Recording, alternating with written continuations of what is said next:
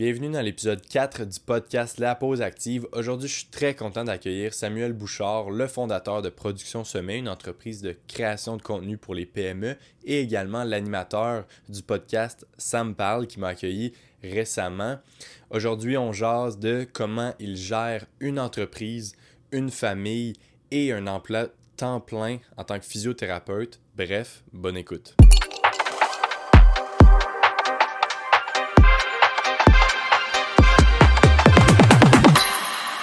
Épisode 4 déjà, je suis très content de t'accueillir aujourd'hui Sam.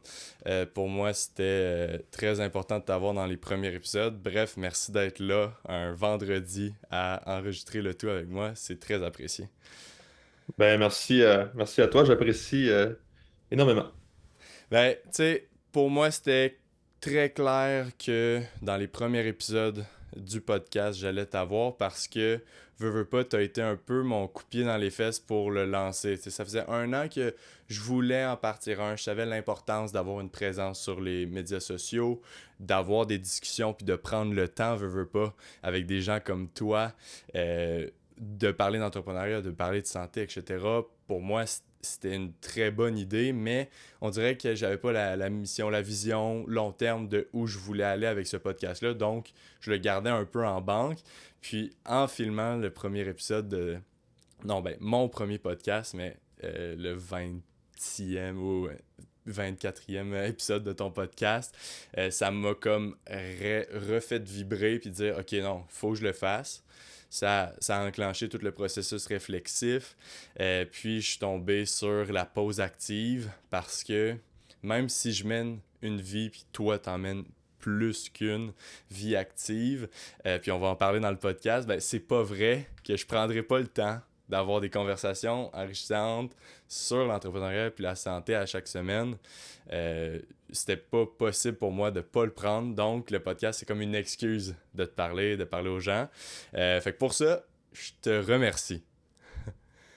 Ben écoute, ça fait plaisir. C'est toujours le fun de pouvoir justement parler de ces sujets-là. Puis je tiens à dire justement que ton podcast, l'idée, le concept est super bon. Puis comme je t'ai dit tantôt quand on se textait, là, c'est très niché. Puis je pense que c'est une bonne idée parce que c'est tellement de podcasts aujourd'hui, puis c'est dur de se démarquer. Mais là, tu sais, dans ton cas, tu vas vraiment chercher une niche de OK, on parle d'entrepreneuriat dans le domaine de la santé. Fait que, tu sais, puis ça fait avec ta mission aussi que tu me parlais dans mon podcast la dernière fois. Puis je pense que c'est une très bonne idée. Puis j'espère que tu vas avoir plein de succès avec ça. Ouais, merci beaucoup. Puis je pense que éventuellement il va clairement, puis il y en a déjà eu des entrepreneurs qui sont pas forcément dans le domaine de la santé, mais j'aime ça, leur poser des questions sur la santé de l'entrepreneur, la santé mentale. Bref, c'est prendre le temps d'être avec des gens qui m'inspirent. Puis t'en es une, donc merci d'être là. Avant de commencer, tout bonnement, j'aimerais un peu mettre les gens en contexte. J'ai déjà fait un peu dans l'intro, mais tu sais, comment tu te présenterais parce que tu as plusieurs chapeaux puis tu fais plusieurs choses, mais tiens, un petit résumé, qu'est-ce que tu fais en ce moment là? En fait, je suis physiothérapeute de formation. Fait que j'ai gradué en 2022. Donc, je travaille depuis un an et demi euh, dans le domaine. Puis je travaille à temps plein encore à ce jour. Et j'ai une entreprise, en fait, une entreprise individuelle de création de contenu pour entreprises. C'est-à-dire que, tu sais, comme on connaît là, les Reels, les TikTok, tout ça, c'est ce que j'offre aux entreprises pour augmenter leur visibilité sur les réseaux sociaux. Et j'anime aussi le podcast qui fait partie de mon entreprise. C'est comme une offre de service gratuite. Euh, j'anime le podcast Ça me parle. En fait, j'enregistre un épisode à chaque 2 semaines. Puis ce podcast-là va être diffusé à la radio locale dans les prochaines semaines. Fait que ça, c'est une grande fierté pour moi. Puis c'est les trois projets principaux. Puis à part de ça, ben, je suis nouvellement papa aussi. Ça fait 5 mois. Puis ça, ben, c'est la plus belle chose au monde. Fait que voilà. Wow! Félicitations, je l'apprends en primeur là, que ça va être à la radio. Je suis vraiment content de l'entendre. Puis ça mérite clairement. Là. Puis surtout les invités que tu reçois de ta région, clairement, ça touche beaucoup aux alentours. Donc, l'avoir à la radio. Puis est-ce que ça va être à chaque semaine à la radio?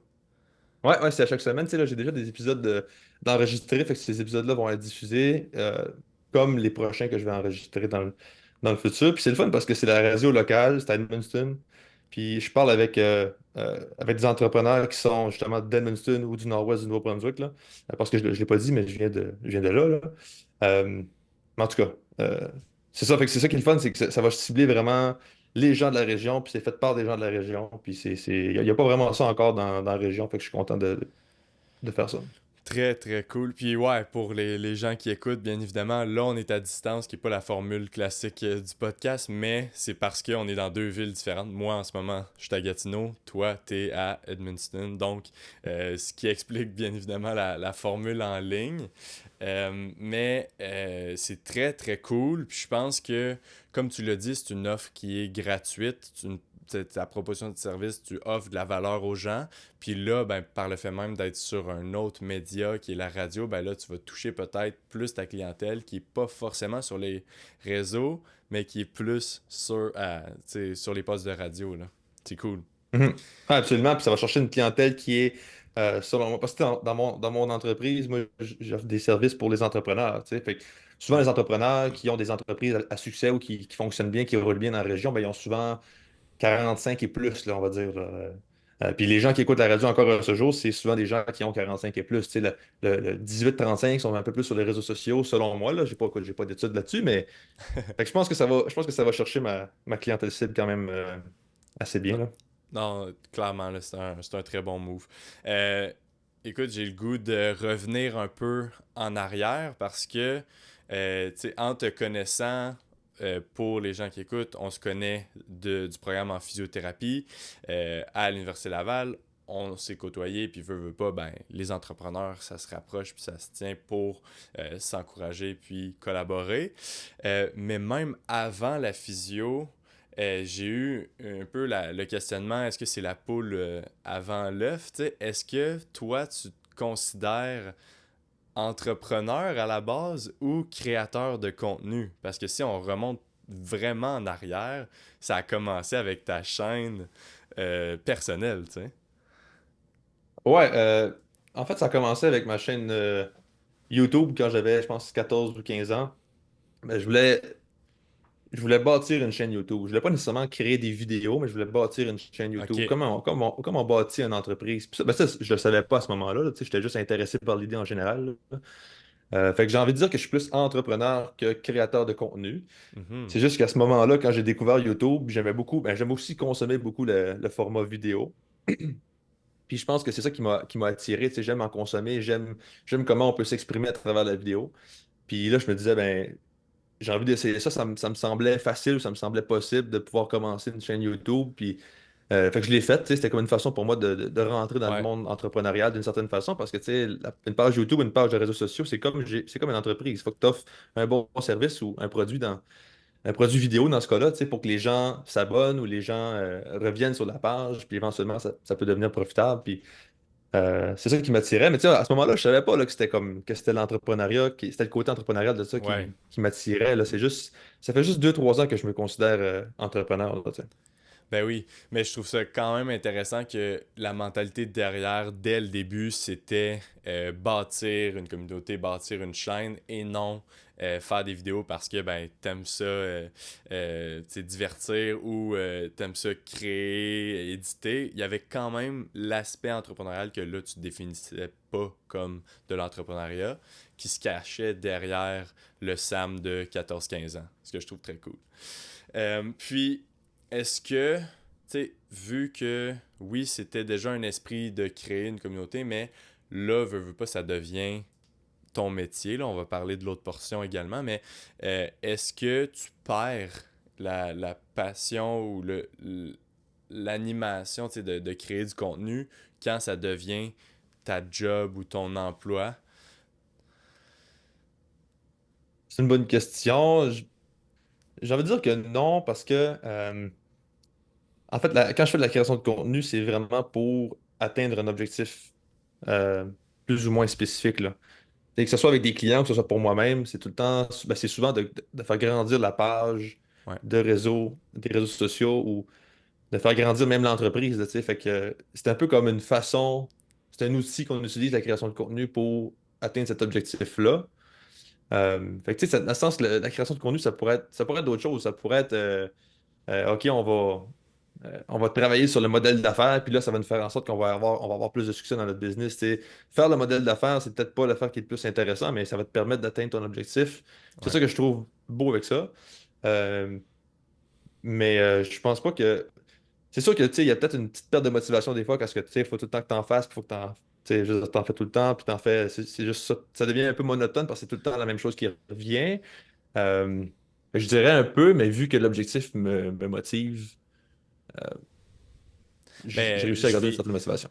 Ouais, ben, je vis un peu la même chose à créer toujours du contenu. Moi, c'est clair que tu sais, c'était une passion, puis c'est une passion encore comme toi, mais des fois, de devoir reverse engineer la créativité, puis dire, OK, là, je dois faire ça, ben là, ça vient un peu la casser, mais avec l'habitude, avec la rigueur, ben, clairement, ça fonctionne. Puis j'assume que toi, c'est toujours différent, tu sais, parce que pour ta page personnelle, veux pas, c'est dans la même optique, mais avec tes clients, tu sais, si je me trompe pas, il doit pas avoir forcément une bonne recette parce que ben tu es avec des entreprises de voitures, de detailing, tu sais, de toutes sortes de clientèle. Comment tu fais pour t'adapter aux différents clients? En fait, ben, il y a comme un guide à suivre que toi-même tu suis déjà, tu sais, puis les conseils de base, puis après ça, c'est de la personnalisation. Fait que, tu sais, les conseils de base comme avoir un bon hook, fait que, tu sais, Ouais. un hook visuel ou un hook écrit avec un texte ou un hook vocal, verbal. Toutes des petites choses qu'on peut rajouter à la vidéo. Ça, c'est un exemple, là, tu sais, mais il y a plein de petites affaires comme ça qu'on va suivre pour faire la création de contenu. Mais après ça, c'est de le personnaliser puis de voir, OK, bon, ben, c'est quoi ce que. Comme il y a un de mes clients, c'est. Eux autres, ils font de la réparation de moteurs électriques, entre autres. Là. Tu sais, fait que, mettons, un moteur électrique qui va être utilisé dans une usine pour faire tourner un convoyeur, ben, là, il est brisé, il apporte ça là. Bon. Fait que là, les autres, dans leur vidéo, ils pourraient expliquer voici comment on fait pour réparer le moteur ou, tu sais, savais-tu que ton moteur, non, non, non. Ça fait que donner de Mhm. l'information par rapport à leur offre de service puis qui va aller rejoindre leur clientèle cible. Il faut juste se poser ces questions-là. Qu'est-ce qui va résonner avec leur clientèle cible? Fait que, Ben oui. euh, Puis, quand on répond à ces questions-là, ben, c'est plus facile de faire des vidéos. Là. ben oui, puis je présume que plus c'est niche, moins tu sais, ça va aller chercher une audience plus large, mais plus l'audience qui est ciblée va se sentir interpellée, puis va peut-être avoir un désir d'acheter. Ouais, je pense que, en fait, j'avais vu justement que plus c'est niché, moins tu vas avoir nécessairement de visibilité, mais plus tu vas avoir de conversion en termes de vente, là. Ouais, Puis là, ça, pour être honnête, j'ai pas encore eu assez d'expérience dans mon entreprise pour vraiment voir ce phénomène-là. Mais je pense que ça a un certain sens. Tu sais, les grosses entreprises qui allaient chercher des milliers de vues à chaque post, mais tu sais, les autres, ils peuvent voir la différence à cause du grand échantillon, là. Puis je pense que ça fait du sens. Tu sais, mettons que tu es plus niché, fait que tu vas vraiment parler avec la bonne personne qui va vraiment vouloir acheter ton produit. Fait que si la vidéo résonne vraiment avec cette personne-là, elle a beaucoup plus de chances d'acheter, mais tu vas rejoindre moins de gens parce que justement, c'est très spécifique, là. ben oui. Puis toi, est-ce que l'offre de service en ce moment, elle est seulement en présentiel ou tu voudrais éventuellement comme créer du contenu pour des peut-être des entreprises qui sont pas dans ta région ou tu sais juste de faire toute l'idéation, tu sais filmer ça serait de leur part, mais Mm. l'editing, la mise en forme, créer le hook, etc. là. Mhm. Un jour peut-être que ça sera dans mon objectif, mais pour l'instant, j'essaie juste vraiment de maîtriser une chose. Fait que, tu sais, maîtriser cette affaire-là, puis quand ça sera maîtrisé, puis je pourrais vraiment dire, OK, à chaque fois que je vends cette chose-là ou que je vends ce forfait-là, ça fonctionne super bien. Tu sais, je suis encore dans mes débuts d'entreprise, fait qu'il faut vraiment que je peaufine cette offre de service-là avant d'aller Ben ailleurs, je oui. pense. Puis quand ça sera fait, peut-être. Mais il y a aussi un autre point, c'est que moi, j'aime l'entrepreneuriat local. J'ai tout le temps été comme ça. J'ai tout le temps été vraiment quelqu'un qui s'identifie beaucoup à sa région. Tu sais, il y a des gens qui c'est un peu moins, ils sont dans leur région, mais tu sais, ils peuvent partir comme. Tu sais, mettons, on dirait au Québec, on voit ça beaucoup, là, c'est comment, OK, ma blonde vient du Saguenay, fait que euh, je pars au Saguenay, là. Ouais. Tu sais, on dirait que ça serait vraiment pas mon genre. Faudrait que je. Tu sais, c'était sûr que j'allais revenir dans ma région un jour, puis tu sais, on dirait que je veux travailler ici, je veux aider les entrepreneurs locaux, je veux que mon entreprise soit locale. À la limite, au Nouveau-Brunswick, peut-être, mais tu sais, on dirait que je suis moins intéressé par le succès de tu sais, pan-canadien, mais plus par le succès local. Je sais pas pourquoi, mais j'aime beaucoup ma région puis je veux l'aider, là, tu sais.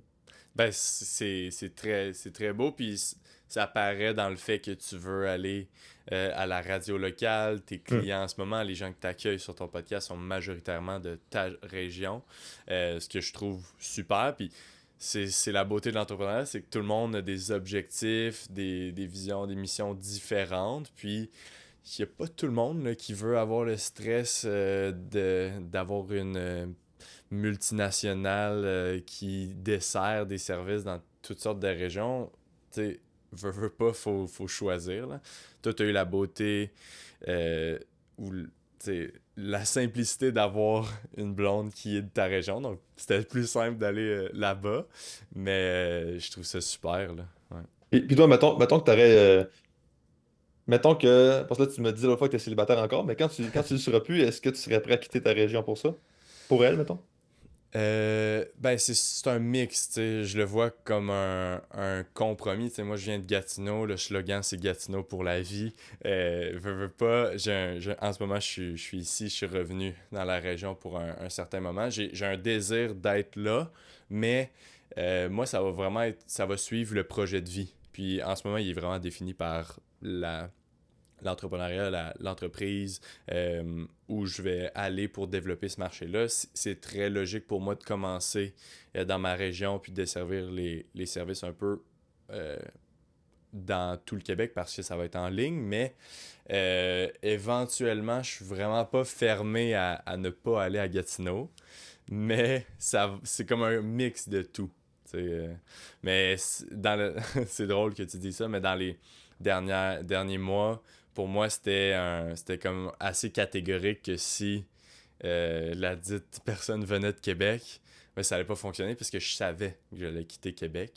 Mais là, à suivre, c'est une bonne question. Est-ce que là, il y a le côté familial qui te dérange aussi un peu? Tu sais, est-ce que tu disais que tu étais proche avec ton père l'autre fois, j'imagine que vous avez une famille assez proche. Quand même, mais mon frère en ce moment il est à Québec pour la carrière, puis tu sais, Ah, veut pas, on va tous se voir assez fréquemment, mais éventuellement, oui, il y a cet aspect-là là, d'avoir une famille plus rapprochée. Par contre, je sais même pas si Gatineau, c'est la place pour vieillir, vu que le système de santé, les gens vont beaucoup en Ontario, etc. Il y a beaucoup de trous dans le système de santé. Fait que même ça, c'est un dilemme, là, parce que tout le monde évacue pour aller dans des meilleures conditions. Mais tu sais, ça va vraiment être entre Québec et Gatineau, là, fort probablement. Là. La grande ville m'intéresse pas que pour faire du démarchage, là, vu que c'est la métropole entrepreneuriale. Montréal, ben, je suis souvent là, mais c'est pas vraiment un mode de vie que je souhaite. Là. non. OK. Parce que toi, pour toi, grande ville, c'est pas Québec, là. Non, c'est Montréal, ouais. Oui, OK, Québec, OK, OK. il y a assez de régions, de parties plus calmes qui pourraient m'intéresser, là. Je comprends, je comprends. Ouais, non, j'ai pas la même vision ou la même notion de région que toi, assurément. Ouais, non, non, pour moi, grande ville, Québec, ça rentre là-dedans, là, tu sais. Ouais, ouais, mais tu sais, Québec, c'est une vraiment belle ville. Puis, Ouais, tu sais, quand on a étudié là, veut pas 4 5 ans, ben on développe un réseau. Puis c'est ça un peu dans n'importe quelle ville où tu vas. Tu développes un réseau dans cette ville-là. Fait que Québec, si tu as étudié à Montréal, ben c'est peut-être plus difficile de quitter parce qu'après ton emploi va être là. Toi, tu as ouais. été quand même très rapide et je te salue là, d'avoir fait une demi-année, un an à Ouais, Québec, six puis après. mois. Ouais, c'est ça, puis après, l'exil a été bien exécuté, là. Euh, ben, j'ai le goût d'aller dans cette voie-là. Là. Toi, tu as plusieurs chapeaux, comme je l'ai dit au début. Et tu es entrepreneur avec Production Sommet. Le podcast, ça me parle qu'il y a un peu un vecteur accélérateur de ça. Mais tu es également physiothérapeute à temps plein, si je me trompe pas. Puis, tu l'as dit au début, tu viens d'avoir un enfant, tu as ta conjointe, vous bâtissez une famille, tu as acheté récemment une maison. Tu sais, c'est beaucoup d'étapes en si peu de temps. Comment tu fais pour gérer tout ça? Ben, il y a deux choses principales qui m'aident beaucoup. La première, c'est ma fiancée, ma blonde. Euh, Puis là, c'est vraiment têteux, mais c'est vraiment une mère extraordinaire, là.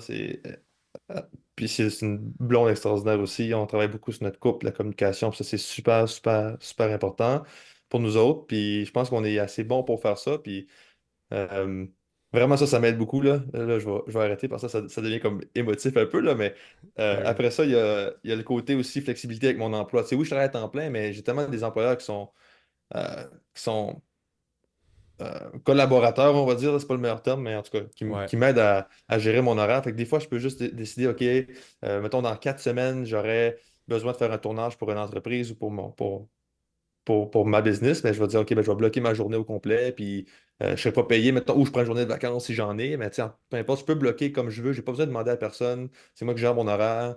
J'essaie de gérer ça le mieux que je peux quand même pour pas, tu sais, pour pas que ça impacte trop la clinique, là, tu sais, mais j'ai quand même cette flexibilité-là que ailleurs, on n'aurait pas. Là, tu sais, Ouais.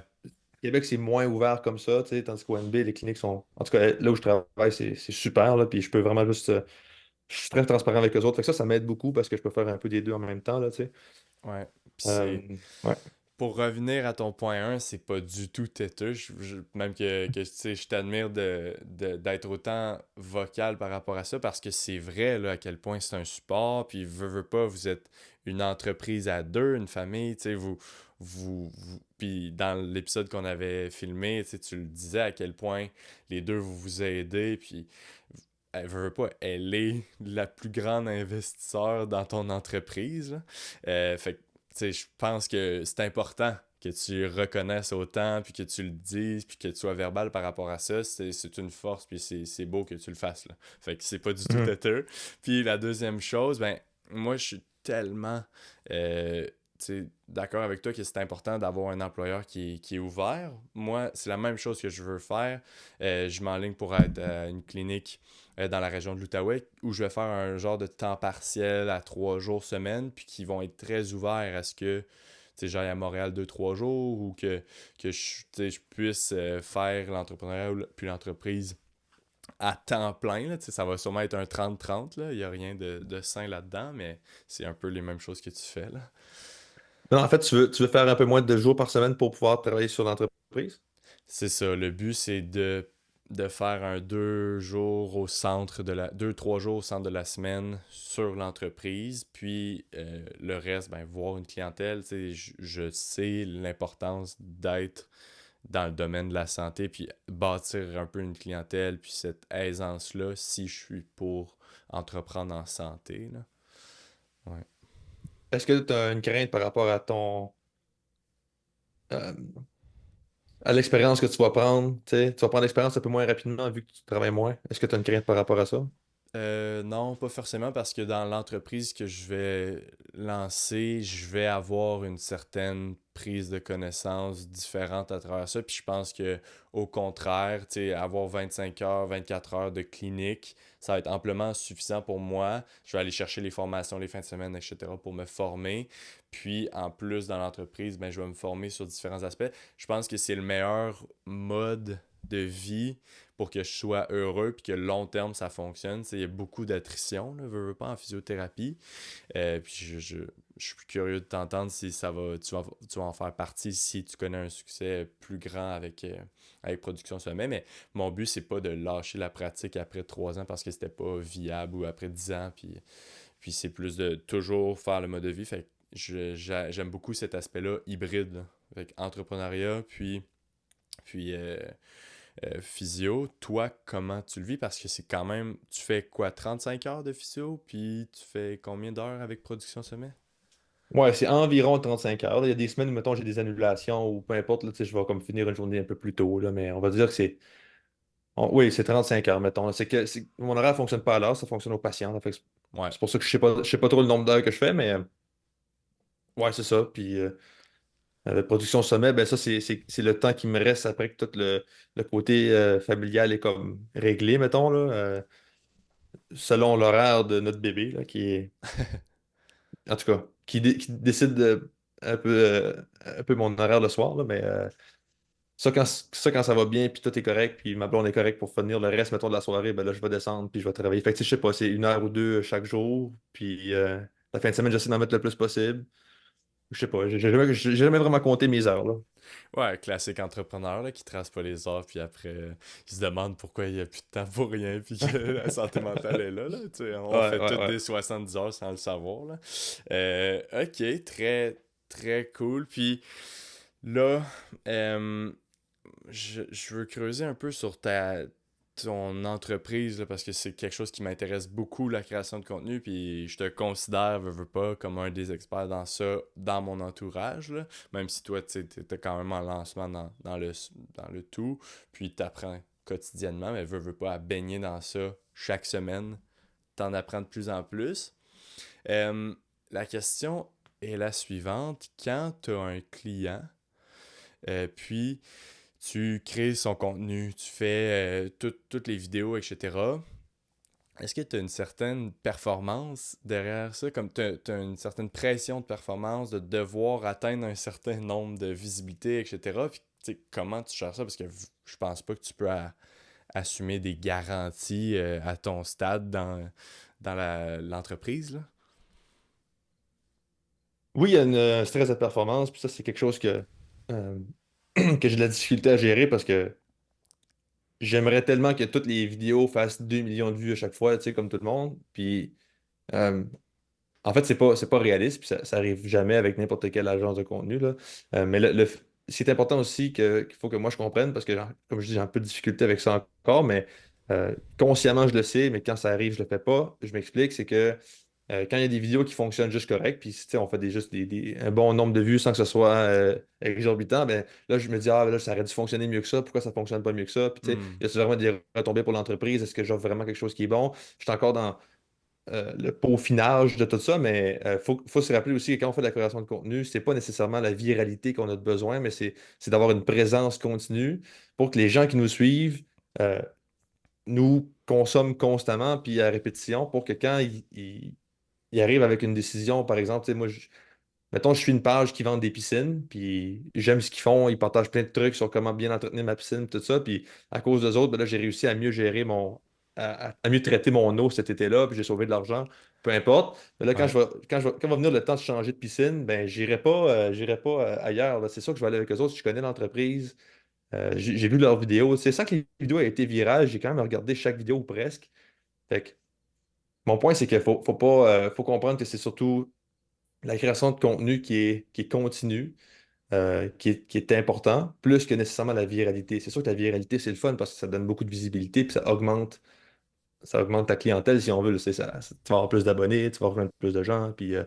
euh, fait que, Mais ouais, c'est un peu comme ça que je vois ça. je suis vraiment d'accord avec toi. Puis, tu sais, ce que j'aurais à dire, c'est que sans toi, ces personnes-là, ces entreprises-là auraient aucune présence en ligne. Tu sais, ils le feraient probablement pas d'eux-mêmes. Puis, s'ils le font, ben, ils atteindraient aucunement les résultats que tu peux leur amener. Fait que, tu sais, zéro, tu sais, 100, ce sera toujours mieux que zéro, là. Puis, Mhm. je veux même challenger un peu l'aspect viralité parce que sais, j'ai parlé avec des entrepreneurs qui ont connu une certaine viralité, puis transiger ça en client, faire de la conversion, c'est pas nécessairement ce qui est le plus simple. Puis je pense qu'au contraire, chercher la viralité, c'est même pas vraiment nécessaire, puis on devrait pas vouloir le faire parce que ce qui est idéal, comme tu l'as dit, c'est bâtir une communauté, puis que les gens consomment 5 vidéos plutôt qu'une excessivement virale.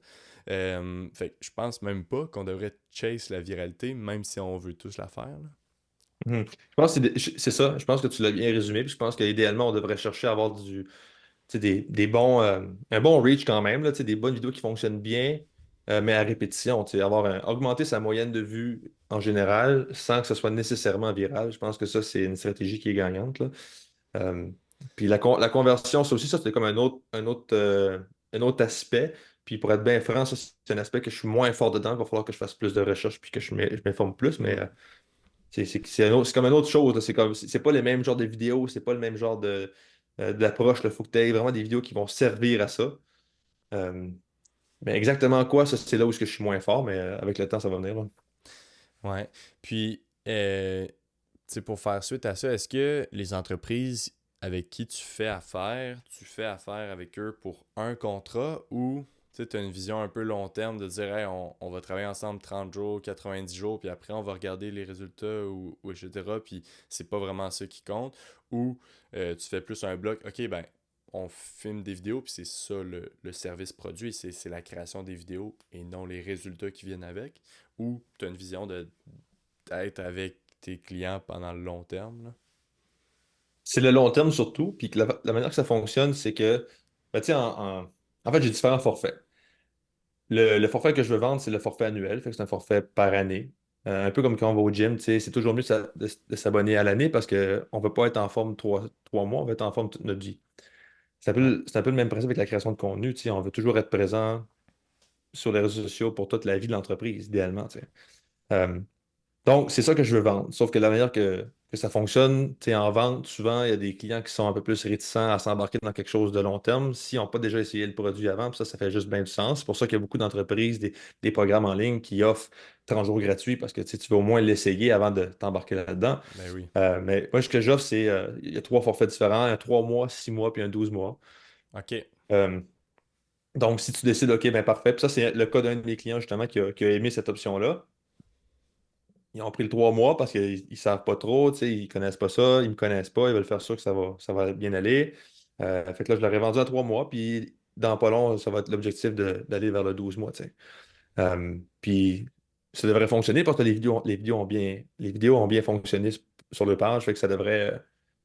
En tout cas, fait que c'est ça OK. mon principe, là. Puis après ça, après qu'on a l'annuel, ben on continue, puis on, on fait toujours une analyse, OK, qu'est-ce qui fonctionne mieux, qu'est-ce qui fonctionne moins bien, Ben oui. puis on refait plus de ce qui a fonctionné, puis moins de ce qui fonctionne pas, puis on continue comme ça, puis on progresse avec le temps, là. Ben oui.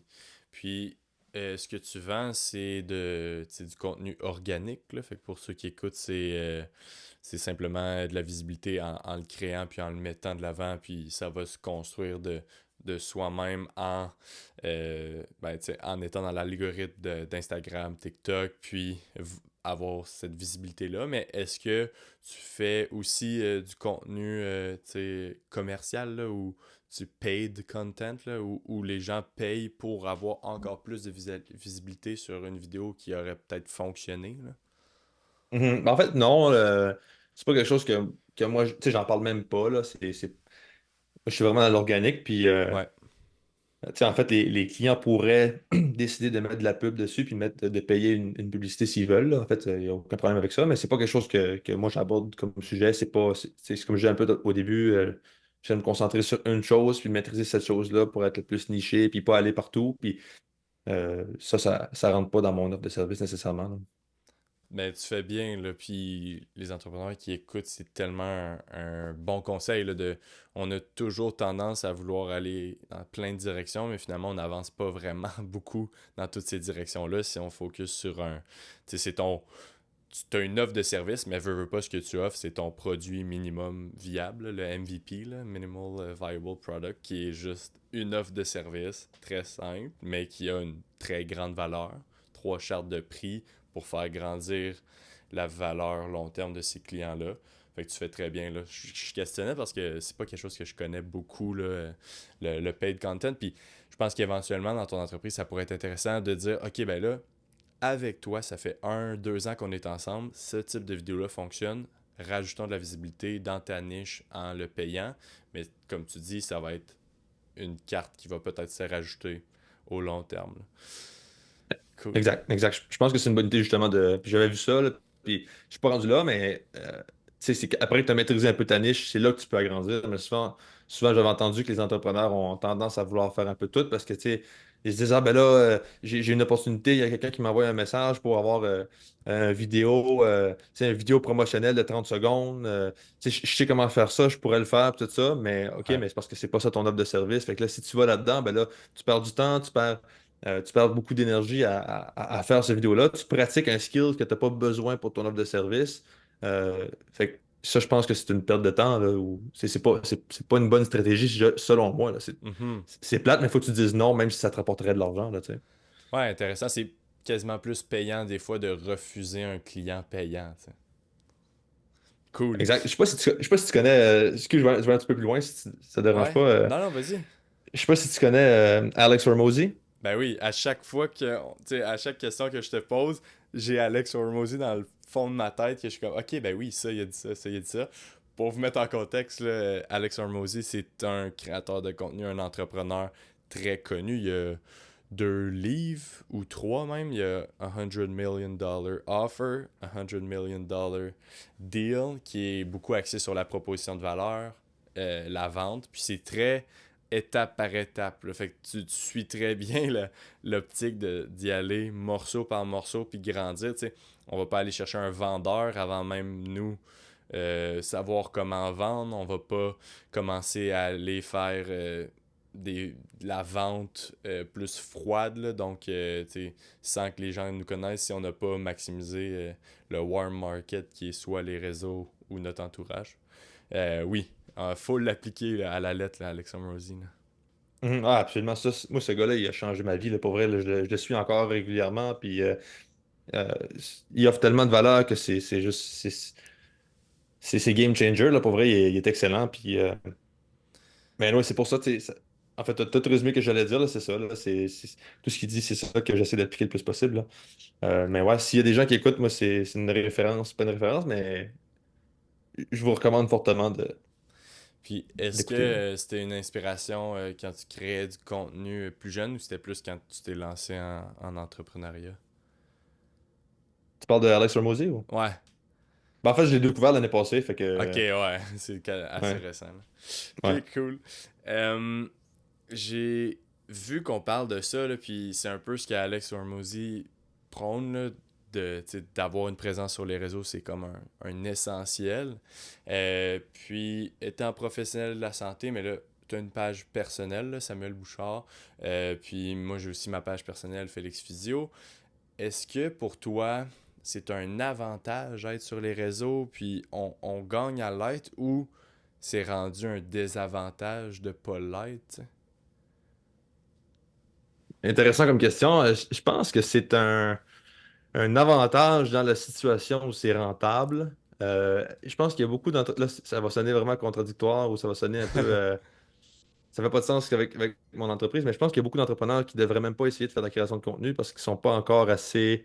euh, Ils n'ont pas encore, mettons, mis leur offre de service à jour. Ben, pas à jour, mais à point, là. Ils n'ont pas encore peaufiné leur offre de service. Ouais, Moi, la raison, parce que au niveau de ce que je suis, moi, là, je pense pas que je ferais de la création de contenu si mon entreprise était pas en lien avec ça. ben oui. Tu sais, en fait, puis ça fait avec ma clientèle cible pour mon entreprise. C'est moi, je vise pas un entrepreneur comme mettons, une jeune femme de 26 ans qui fait des chandelles depuis 3 mois, puis là, qui vient de vendre son premier 300 pièces mettons, de chandelles. Tu sais, c'est pas ça ma clientèle Ben non. cible. Fait que, elle, est-ce qu'elle devrait faire du contenu? Ben peut-être, ça peut pas nécessairement nuire, c'est juste que, tu sais, elle va prendre beaucoup de temps pour faire ça, alors qu'elle devrait peut-être mettre plus de temps dans, OK, faut que j'améliore mes chandelles. Faut que j'ai des meilleures chandelles, faut que j'ai un meilleur produit. Euh, Puis la raison pourquoi moi j'en fais, c'est justement parce que, tu sais, il faut que ça soit crédible. Je peux pas juste dire à tout le monde, OK, faites de la création de contenu, faites de la création de contenu, moi j'en fais pas. Je trouve que ça fait. C'est peut-être juste une croyance erronée de ma part, là, mais Hmm.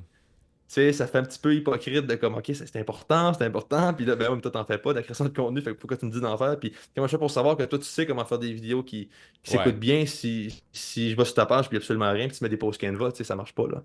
Ben non, Fait que, c'est un excellent portfolio, là, te mettre de l'avant, là. Les gens, ils exactement, puis savent. exact, c'est de la pratique en même temps, je me pratique à faire des meilleures vidéos, puis en même temps, c'est du marketing, fait qu'il y a plusieurs points positifs dans mon cas, là. Ouais, puis, tu sais, je ferais du pouce sur une de tes vidéos récentes, là, qui dit, puis moi aussi, c'était un de mes très gros motos, de dire la création de contenu, c'est comme un muscle, puis il faut que tu l'entraînes parce que sinon, ben, tu vas devenir faible, puis il faut que ça soit constant puis fréquent pour t'améliorer, pour prendre de la force, pour tu sais, faire de l'hypertrophie, etc. là. Puis c'est un peu ce que tu prônes, là. Absolument, je pense que c'est mieux, tu sais, c'est comme, c'est vraiment comme l'activité physique, la création de contenu. Tu sais, c'était beaucoup mieux de faire plusieurs petits entraînements qui sont peut-être pas optimales, mais qui sont quand même là. Tu sais, si tu fais des petits entraînements de 15 minutes, puis tu en Ouais, fais 2 fois par semaine, ben, c'est beaucoup mieux que de faire un entraînement d'1 heure une fois par mois. Tu sais. Fait que, ben oui. Puis si on flippe la question, tu sais, là, faut que la création de contenu soit comme l'activité physique, mais toi, en tant qu'entrepreneur qui fait tellement de choses, est-ce que tu fais autant d'activités physiques que tu fais de la création de contenu? T'es quand même Non, en en fait, shape, là. mais là, merci, mais ça vient de l'année passée. Puis ouais, l'année passée, je m'entraînais beaucoup, puis l'année d'avant aussi. Là, ça a diminué depuis qu'on a un bébé. Je m'entraîne encore un peu, tu sais, je prends beaucoup de marches, puis je vais courir des fois, puis je m'entraîne un peu à la maison, mais c'est jamais des gros entraînements comme avant. Puis j'essaie juste de garder la forme un peu, puis de prévenir les maladies, là. Euh, mais je m'entraîne pas assez. C'est juste que là, présentement, il y a beaucoup de choses à faire. Puis je délaisse temporairement un petit peu l'entraînement, mais je vais y revenir un jour plus intensément, ça c'est sûr, là. Ben oui. Puis, tu sais, je veux un peu transiger vers ça, là. La santé physique est beaucoup associée à la santé mentale. T'es quelqu'un qui travaille beaucoup, t'as un bébé, tu gères aussi ta vie amoureuse qui est aussi, tu sais, un emploi, t'as ton entreprise. Tu sais, qu'est-ce que tu fais pour, tu sais, prendre du temps? Est-ce que tu te déconnectes parfois ou t'es toujours allumé, là? C'est probablement un défaut, j'ai l'impression, mais ça c'est. En fait, pour répondre à ta question, j'ai l'impression de toujours allumer. Là, tu sais, mettons, quand je m'en vais au travail Ouais, le matin, je pense à mon entreprise, je pense à qu'est-ce que je peux faire, je pense à c'est quoi je vais faire le soir. Je pense juste tout le temps, tout le temps, tout le temps à ça. eh oui. Est-ce que c'est bon? Moi, j'ai l'impression que c'est quand même pas mauvais. Je veux dire, tu sais, oui, je comprends l'importance de des fois décrocher, puis de se reposer. Ça, j'ai beaucoup de difficultés avec ça. Puis là, je veux faire la nuance, là. Je suis pas en train de dire que je travaille tout le temps, là, tu sais, parce que c'est pas vrai, là. Des fois, je vais procrastiner, des fois, je vais perdre du temps des fois, ou des fois, je vais juste rien faire. Puis ça, je tiens à le préciser parce que moi, quand j'écoute du contenu du monde qui sont dans notre situation, ils vont un peu comme se péter les bretelles, comment je travaille tout le temps, 24/7, puis je suis une machine, j'arrête pas. Moi, j'écoute ça, je commente un peu, là. Tu sais, sois transparent un peu. On dirait que ça manque de transparence. Fait que je tiens à être transparent là-dessus. Mais c'est vrai que j'ai de la misère à te décrocher. Ben, Mais c'est pas nécessairement une bonne chose, je pense. Ouais, je mais pense, ouais. c'est ça, il y a beaucoup de nuances dans ça. Là, j'ai le même problème. Puis je suis d'accord avec toi que sur les réseaux, on voit beaucoup du positif de travailler fort, etc. Tu sais, j'ai fait un défi sportif pendant tout l'été, puis je mettais que le positif. Mais là, je réalise que tu sais, il y a d'autres côtés aussi. Puis il y a des journées où ça ne tente pas, il y a des journées où c'est plus difficile. Mais c'est important aussi de le verbaliser puis de le mettre de l'avant parce que sinon, ben on contribue à l'aspect toxique des réseaux, là.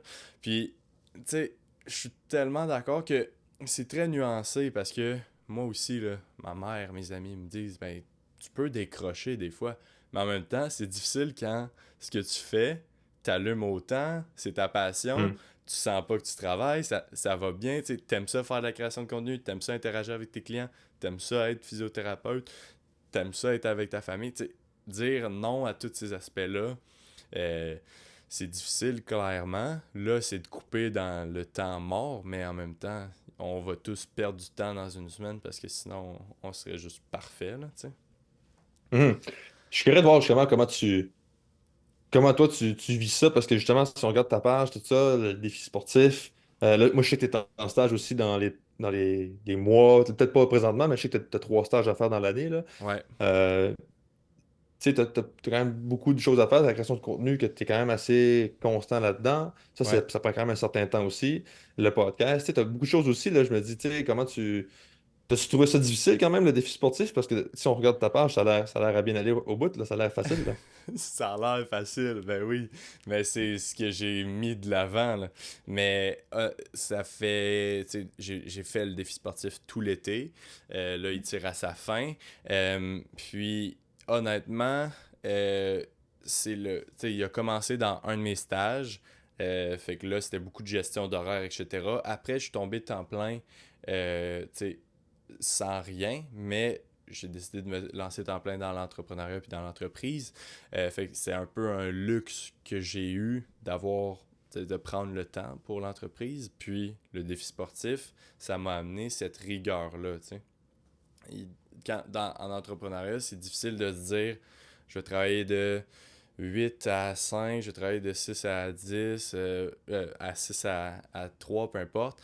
Tu sais, c'est toujours variable. À date, c'est toujours de comme 8 à 8, là, ou même plus, mais ça m'a amené cette rigueur-là. Tu sais, à chaque jour, je dois prendre ma santé en main. À chaque jour, je dois boire autant d'eau. À chaque jour, je dois déconnecter pour prendre tu sais, lire un livre. J'ai jamais autant marché. Là, ma hanche tire un peu de la patte là, parce que j'ai autant marché puis j'ai moins fait de haut puis j'ai plus fait ce qui était facile, les membres inférieurs. Mais là, ça serait clé de varier.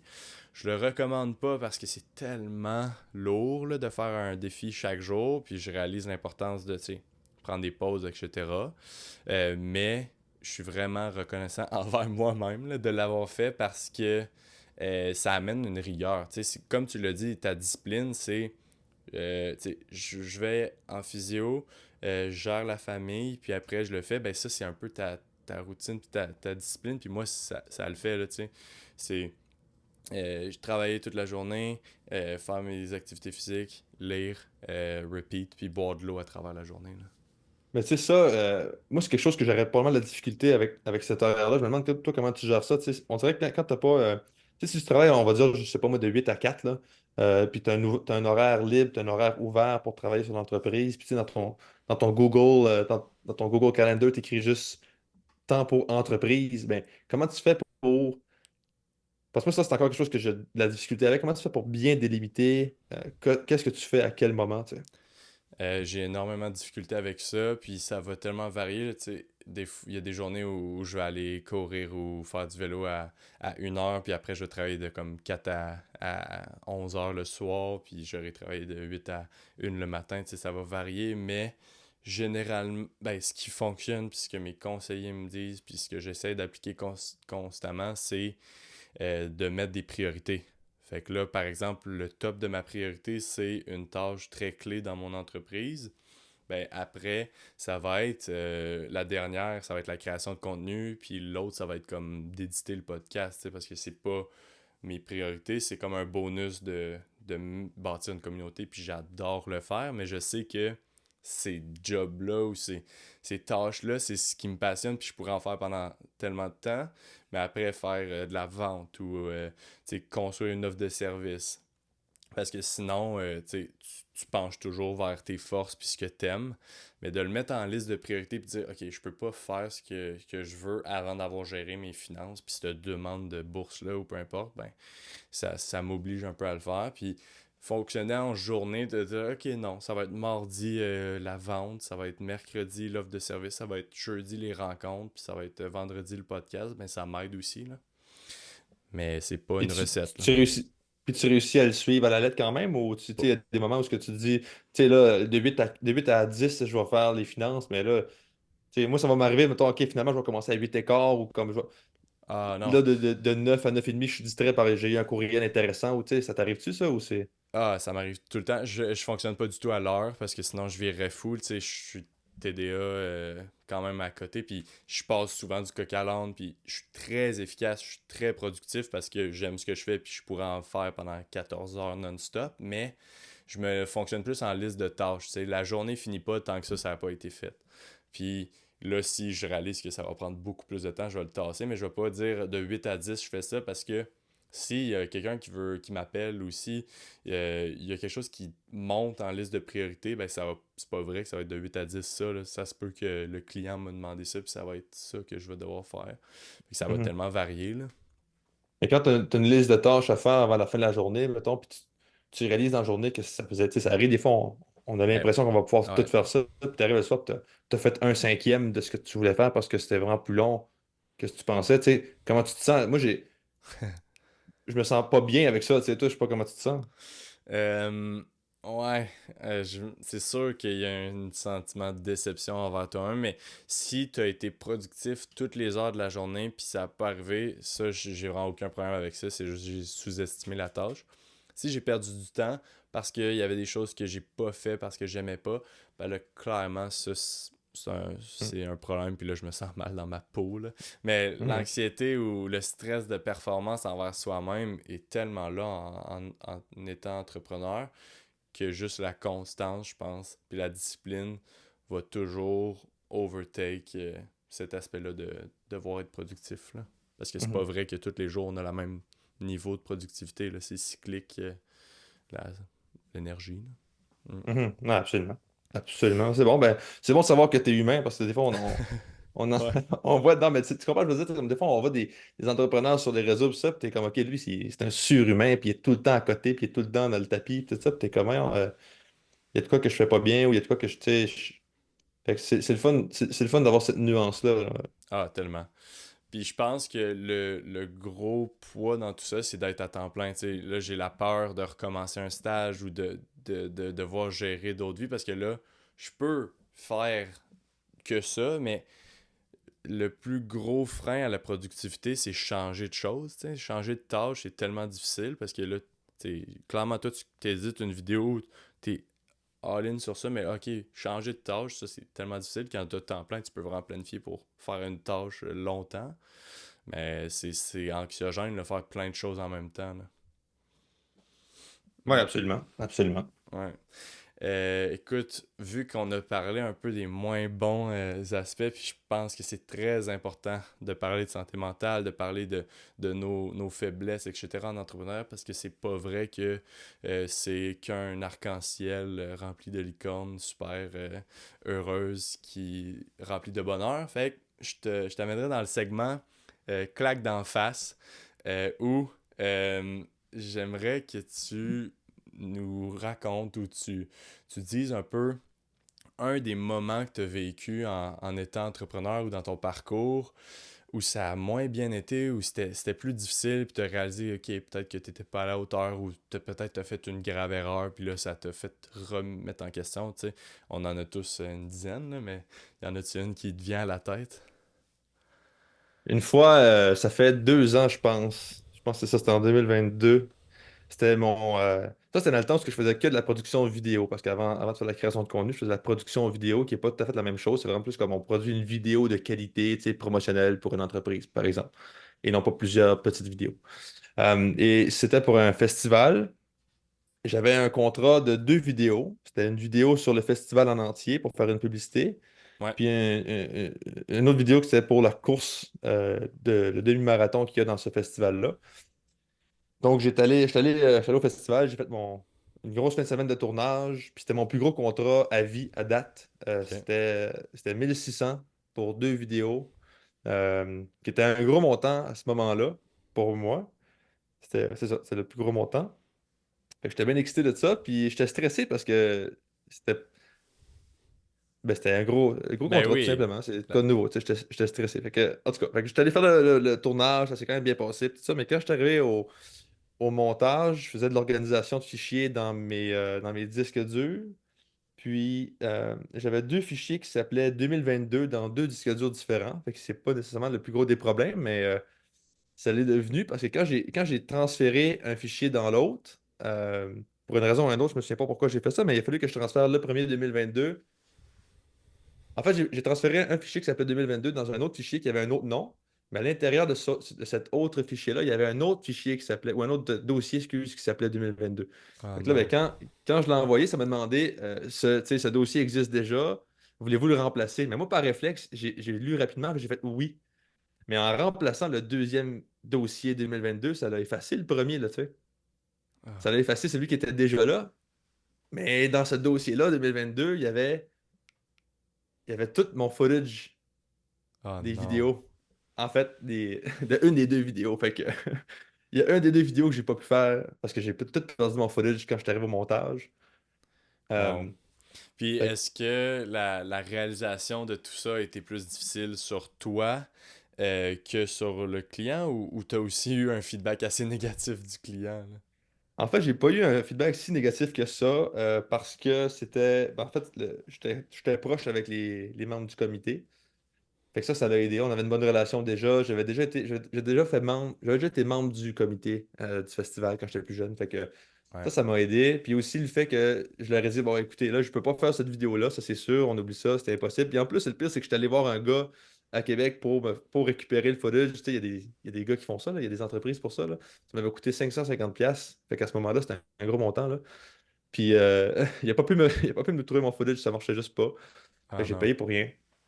Euh, Puis finalement, j'ai dit à l'entreprise, ben, au festival, j'ai dit, OK, on fera pas cette vidéo-là. L'autre vidéo, tu sais, je vous l'envoie, celle-là est correcte, celle-là est finie. Fait que vous avez une vidéo sur deux. La deuxième vidéo, je vous offre comme un coupon rabais de vidéo gratuite, puis je vais vous la faire l'année prochaine pour le festival de Ah, l'année ok. prochaine. Bon. Puis c'est ça. Fait que j'ai fait cette vidéo-là l'année passée gratuitement. Puis il était quand même content de ça parce qu'en plus, tu sais, l'année d'après, j'étais meilleur que j'étais l'année d'avant. Fait que la vidéo Ben est oui. encore meilleure. Fait que, euh, Ouais, t'as ouais, ça bien c'est bien. tourné ça, puis veux pas te.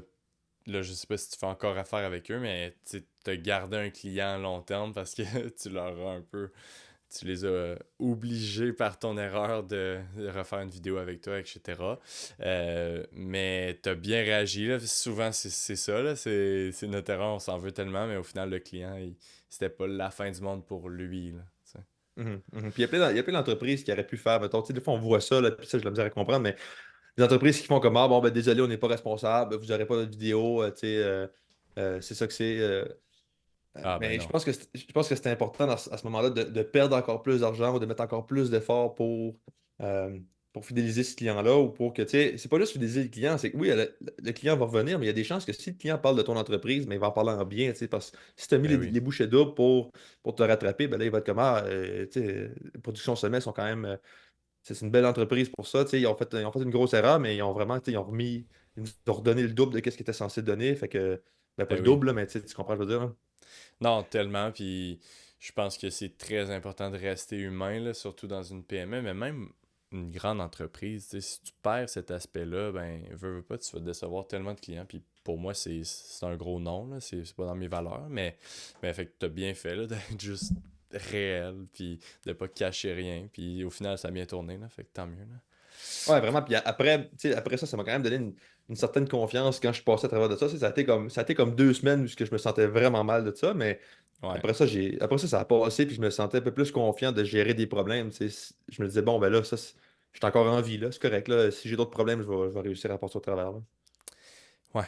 Effectivement. Non, tant mieux. Merci. Merci d'avoir répondu. Je trouve ça toujours intéressant d'avoir dit des histoires. Puis chaque entrepreneur ou personne que je rencontre là, me dit une leçon différente. Tu sais. Puis c'est toujours ça. Tu sais, on dit une mauvaise chose, mais après, il y a toujours l'aspect de ce qu'on a retenu, comment on a agi, comment on a fait.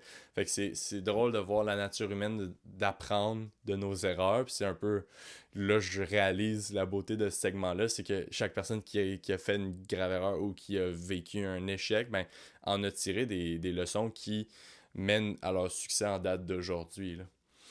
Ouais, puis Ouais. aujourd'hui, Aujourd'hui, je gère beaucoup mieux mon contenu. Là. Tu sais, à ça, j'ai deux différents disques durs pour mon footage. Mon footage est tout le temps en double. Fait que s'il y a quelque chose qui arrive avec une copie, ben, j'ai toujours mon backup. Là. Fait que Ouais. j'ai appris de ça d'un point de vue, tu sais, techniquement, comment je peux Ouais, aussi. gérer. Là.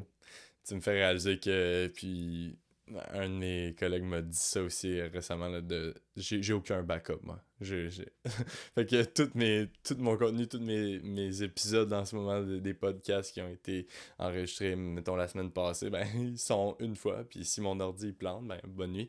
Je vais acheter un disque dur suite à cet épisode pour faire des Ouais. backups, là. T'as parlé de. Puis, tu sais, tant mieux, là, l'argent, c'est pas un tabou. Là. T'as parlé d'un de tes tarifs là, de prix initial back then.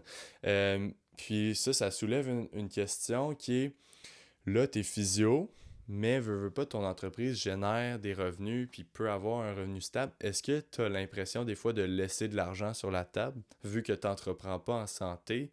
Mais tu sais, ta source de revenus avec l'entreprise, est-ce que tu as l'impression de perdre un certain revenu potentiel? En fait, le revenu potentiel viendrait de où? L'entreprise. Tu sais, admettons, tu dois dire non à un contrat parce que tu n'as pas le temps ou tu sais, le contrat va dans genre quelques mois parce que tu as déjà ton lot de clients. Est-ce que tu laisses de l'argent à table de pas faire de la vente temps plein, d'avoir tu sais, une entreprise plus lucrative en termes de production sommet? Parce que t'es physio, tu sais. Parce que 1600, c'est pas rien là, pour 2 vidéos. Là. Ça pourrait rapidement être très lucratif. Tu sais, Mhm. la question est là. Oui, oui, non, je comprends mieux. En fait, là, oui et non, parce que là, il faut que entame un processus de vente pour aller chercher des clients plus de clients pour faire sûr que, tu sais, que j'ai assez de revenus, mettons, là. Mais d'une façon, oui, mais la raison pourquoi aussi, c'est pas, je pas nécessairement de l'argent sur la table, c'est que là, je travaille, tu sais, puis l'emploi que j'ai est quand même assez payant, tu sais, je veux dire, Ben oui. je suis pas payé au salaire minimum, mettons. Fait que, ça, ben, c'est ça aussi que peut-être qui me pousse à rester là aussi, parce que, tu sais, c'est payant, puis j'ai quand même des choses à payer, j'ai des billes, puis j'ai un bébé, fait que, euh, pas nécessairement, là. OK. Euh, C'est cette ouais, c'est une bonne question. sécurité-là, là, ouais.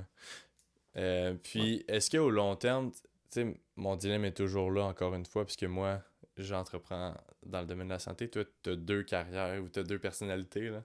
Tu mènes une occupation double. Est-ce que, éventuellement, ça te ferait mal de laisser aller ton aspect de physiothérapie si ça va bien? Est-ce que tu as toujours un désir de faire les deux? Euh, Sois honnête, là. Absolument. La seule raison pourquoi j'hésite à être honnête, c'est pour mes employeurs qui savent pas que je veux lâcher ma job. Mais en fait, je sais, être 100% honnête avec toi, je sais que je veux pas être physio, ça fait un petit bout. OK, J'aime quand même mon travail, j'aime quand même ça, puis j'aime aider les gens.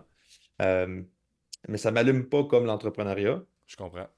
Et je suis quand même je suis quand même heureux, là. Je suis pas misérable dans mon travail. Mais je pense que je peux faire plus, je pense que je peux faire mieux. Et Ben donc, quand oui. je vais avoir assez de revenus avec mon entreprise pour quitter mon emploi, ben, je vais le faire sans hésiter. Euh, Puis je vais être content de ça. Même si je perds un peu d'argent par année, mettons en termes de salaire, ça va me faire plaisir, là, tu sais. Fait que, Ouais, c'est toujours un risque, là, mais en soi, c'est toujours le niveau de bonheur dans la semaine qui compte, là. Puis je exact. pense pas que c'est un move à très court terme, là, donc tes employeurs devraient pas avoir peur, mais tu sais, ils le savent, là, si tu fais des contrats, tu diminues des fois ton horaire, ça fait partie de la game, là, d'avoir un entrepreneur dans la clinique. Si c'était pas de ça, peut-être que tu ouvrirais une autre clinique, etc. Tu sais. T'entreprendrais dans un autre aspect ou niveau, là, tu sais. Mm. Ouais, puis j'imagine qu'ils sont au courant aussi, là.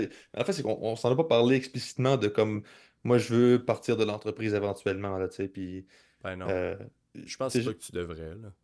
ben c'est ça, en fait, c'est touché comme sujet. Puis là, j'assume qu'ils écouteront pas ton podcast, là. Fait que c'est pour ça que j'en parle. Puis, tu sais, si jamais qu'ils tombent là-dessus, ben je leur en parlerai. Puis ça me fait plaisir d'être transparent avec eux autres. C'est juste que là, Ben oui. tu sais, j'ai le droit de vivre ma vie aussi sans tout dire à mes employeurs, là, mais en tout cas, c'est une discussion pour plus tard avec eux autres, là. Ben oui. Puis c'est pas nécessairement dans l'audience ciblée, là. Non? Bref. Écoute, on a tellement parlé de choses différentes, puis je pense que c'est ça la beauté de ta personne en tant qu'entrepreneur, c'est que tu es dans tes débuts, mais tu couvres tellement de choses que plusieurs entrepreneurs vont vivre à travers différents aspects de leur carrière. Gérer quand, diminuer les heures, rentrer dans l'entrepreneuriat à temps plein, se lancer, la présence sur les réseaux sociaux. Ta personne en soi, la famille, etc. Fait que, tu sais, je suis très, très content d'avoir eu cette discussion-là. Pour un peu conclure l'épisode, j'aime toujours ça. Puis là, ça fait un peu suite à la claque d'en face, mais c'est différent en soi. Si tu avais un conseil, tu sais, j'appelle ça un peu la pépite d'or, là, tu sais, à la fin, qu'on peut relancer pour tu sais, remercier les gens qui sont encore ici. Un conseil, puis moi, je prends souvent ce conseil-là pour moi-même, là, mais un conseil pour les entrepreneurs, les gens peut-être en santé, peu importe, en famille, ça serait quoi, tu sais? En fait, je pense que mon conseil va viser ou cibler surtout les jeunes entrepreneurs, là, Ouais. parce que c'est là où je suis présentement, là. Je pense que une des meilleures choses qu'on peut pas faire, c'est d'aller se chercher un mentor dès le début. Si on est sérieux avec ça, puis on veut vraiment progresser en tant qu'entrepreneur, c'est de chercher à trouver un mentor qui fit avec nos objectifs, puis qui va nous écouter, puis qui va nous aider à progresser. C'est ce que j'ai fait au début de l'année, en janvier. Tu sais, j'ai commencé à travailler avec une mentor, puis c'est quand même pas donné quand tu commences, là, tu sais, mais Mhm. pour donner des chiffres qui sont fictifs, là, mettons que ça coûte 100$ pour avoir ce service-là. Ben aujourd'hui, j'ai déjà fait, on va dire, peut-être le ratio n'est pas super bon, mais j'ai déjà fait 500$ à cause de elle, là, Ouais. tu sais. Fait que C'est moi, ça m'a super. été extrêmement rentable, puis c'est sûr que j'aurais pas ce revenu-là si c'était pas de ma mentor. Fait que, tu sais, des fois, on hésite parce qu'on se dit, ouais, mais là, ça coûte quand même un certain montant, puis tout ça. Mais donne-toi du temps, tu sais. Au pire, sauve un petit peu d'argent, puis paye-toi un genre de 3 mois. Puis si tu peux pas payer plus, correct, commence avec 3 mois, mais tu vas voir probablement qu'à la fin du 3 mois, tu vas avoir une idée beaucoup plus claire de où tu t'en vas. Les chances, et peut-être des chances aussi que tu vas avoir fait déjà le revenu pour payer ton mentorat, Ben puis oui, pour payer le prochain forfait aussi. Fait que moi, je pense que vraiment, avoir un mentor, tellement. c'est un move. Puis je pense que même pour ceux qui peuvent pas le payer au début, il y a beaucoup de ressources là, pour avoir au moins des conseils, un mentor potentiellement gratuit. Tu sais, ce qu'on peut faire à la limite, c'est écrire à quelqu'un qui nous inspire. Tu sais, un jeune entrepreneur t'écrirait puis te demanderait pourrais-tu me rencontrer 1 heure, je pense pas que tu lui chargerais, tu sais. De parler à d'autres entrepreneurs, ça aide énormément. Moi, c'est ce que je fais, tu sais. Je contacte des personnes qui m'inspirent.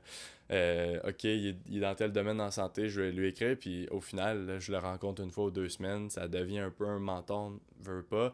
Sinon, il y a des ressources au Québec, au newbie, là, je suis moins conscient, mais il y a l'entreprise ou l'organisme SAGE, S-A-G-E.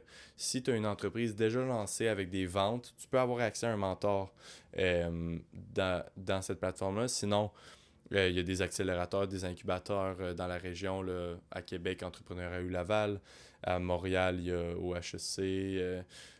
À McGill, il y en a. Dans la région de l'Outaouais, il y en a également. Bref, il y a des ressources là, pour les entrepreneurs, mais au final, c'est s'entourer. Puis ça, je suis tellement d'accord. Là. Puis je trouve ça dommage, juste une petite parenthèse là. Ben oui. Je trouve ça dommage qu'il n'y ait pas plus de. En tout cas, dans ma région, je n'en connais pas, là, mais des genres de cercles d'entrepreneurs. Là. Au Québec, il y en a peut-être un peu plus, là, tu sais, le cercle d'or, je pense, tu dois connaître ça. Oui, Là. ben oui. Ouais. Mais ça, c'est excellent, là, des affaires comme ça, où on peut s'entourer d'entrepreneurs ou des jeunes entrepreneurs qui vivent des problèmes semblables aux nôtres. Là. Ça, c'est tellement. Moi, j'adorerais faire partie d'un groupe comme ça, mais j'ai peut-être pas fait assez de recherches, mais j'en ai pas trouvé encore ici. Là, fait que, en tout cas, ça, c'est quelque Non. chose qui serait vraiment nice. Puis c'est ça, moi, que j'ai beaucoup retiré d'être dans un incubateur. Oui, il y a des ressources, oui, il y a Hmm. des cours, etc., des avocats avec qui tu peux faire affaire, mais au final, c'est la communauté, tu sais. C'est Ah s'entourer, ouais. puis c'est pour ça que je te parle aujourd'hui, tu sais, veux pas, bâtir une communauté d'entrepreneurs autour de soi, ben ça permet de, si on a un problème, il y a clairement une centaine de personnes qui l'ont déjà vécu. À la limite, crée-le avec tes invités, tu sais. Ouais. Parle à tous tes invités, dis, hey, on fait un cercle d'Edmundston, là? Ouais, c'est pas Bref, fou. ouais. Pas fou. Puis pas juste les cercles aussi. Le fait que, tu sais, comme là, on se parle, puis tu sais, tu peux avoir des connexions un peu éloignées ou des connexions, etc. Ah, Ça, ben ce soit un oui. cercle, tu sais, comme. Moi, j'ai toi comme contact Ouais. slash ami, là, tu sais, on est quand même. On se parle assez.